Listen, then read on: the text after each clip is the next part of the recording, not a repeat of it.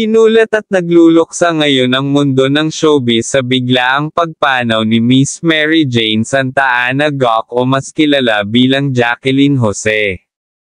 Natagpuan ang wala ng buhay na katawan ni Miss Jacqueline Jose sa loob mismo ng kanyang tahanan sa Loyola Grand Villas, Quezon City.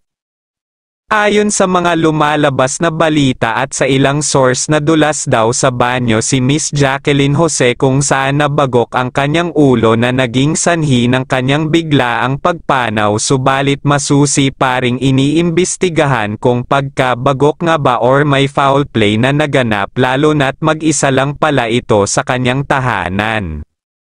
Sa ngayon ay hindi pa naglalabas ang pulisya ng konkretong dahilan sa pagpanaw ni Miss Jacqueline Jose. Si Miss Jacqueline Jose ay ipinanganak noong October 21, 1964. Ang kanyang pagpanaw ay nito lamang taong March 3, 2024 sa edad na 59. Ang kanyang asawa ay ang matagal ng yumaong veteran actor na si Mark Hill. Si Miss Jacqueline Jose ay may dalawang anak na naulila, sina Andy Eigenman at si Gwen Garimon Ilagan Goc. Ang kanyang mga kontribusyon sa industriya ay patuloy na kinilala sa pamamagitan ng maraming gawad-urian at luna parangal, bukod sa iba pa. Higit pa sa big screen, nagkaroon din ng malaking papel si Jose sa telebisyon, na lumabas sa mga sikat na serye tulad ng Mula sa Puso at Nagsimula sa Puso.